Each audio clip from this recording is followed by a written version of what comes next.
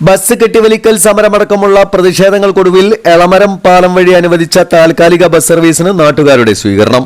Bus കെട്ടിവലിച്ചുള്ള സമരത്തിന് ഉപയോഗിച്ച കയർ പ്രതീകാത്മകമായി താൽക്കാലികമായി ചുരുട്ടിവെച്ചാണ് നാട്ടുകാർ സ്വീകരണമൊരുക്കിയത്. കോഴിക്കോട് നിന്ന് എളമരം പാലം വഴി എടവണ്ണപ്പാറ അരീക്കോട്ടേക്കാണ് ഒരു ബസ്സിന് താൽക്കാലികമായി പെർമിറ്റ് അനുവദിച്ചത്. ഈ ബസ്സടക്കം 2 ബസ്സുകൾക്ക് പെർമിറ്റ് അകാരണമായി RTA നിരസിച്ചതിനെ തുടർന്നാണ് കഴിഞ്ഞ മാസം ബസ് കെട്ടിവലിക്കൽ സമരം നടത്തിയിരുന്നത്.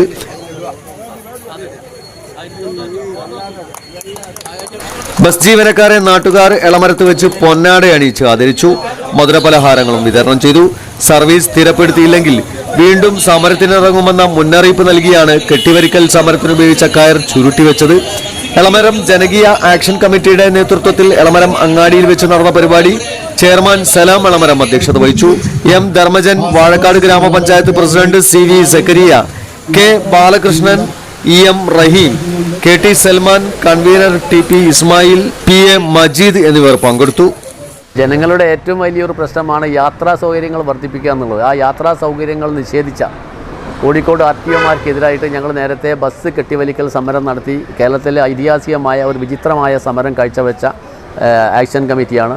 ഇന്ന് അതിൻ്റെയൊക്കെ ശ്രമഫലമായി ഒരു പുതിയ ബസ് റൂട്ട് അനുവദിച്ച് കിട്ടിയിരിക്കുകയാണ്. അതിൽ സന്തോഷം പങ്കിട്ടുകൊണ്ട് എളമരത്ത് ഇന്ന് 5 മണിക്ക് എത്തിച്ചേർന്ന പ്രൈവറ്റ് ബസ്സിന് കൃത്യമായ സ്വീകരണമാണ് നൽകിയിട്ടുള്ളത്. പാലത്തിലൂടെയുള്ള ബസ് സർവീസിനെ തുടക്കം മുതൽ തുരങ്കം വെക്കുന്ന സമീപനമാണ് പ്രൈവറ്റ് ബസ് ഓണേഴ്സ് നടത്തിയിട്ടുള്ളത്.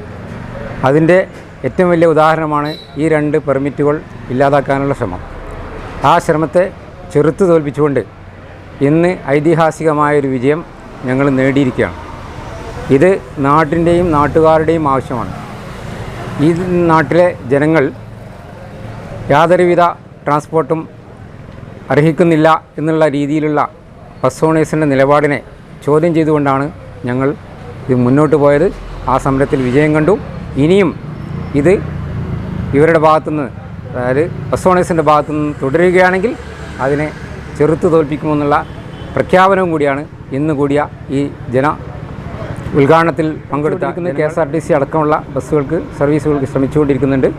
അത് ഈ പാലത്തിലൂടെ അത്യാവശ്യമാണെന്ന് അധികാരികൾക്ക് ബോധ്യപ്പെട്ടിട്ടുണ്ട്. ഏതാനും മാസങ്ങൾക്കകം അത് അനുവദിച്ചു കിട്ടുമെന്നുള്ള പ്രതീക്ഷയിലാണ് ഞങ്ങൾ.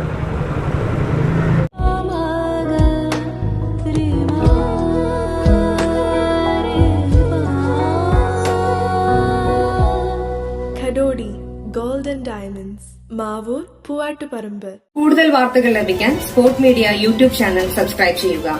വാട്സാപ്പിൽ ലഭിക്കാൻ സ്പോർട് മീഡിയ ഗ്രൂപ്പിൽ ജോയിൻ ചെയ്യുക.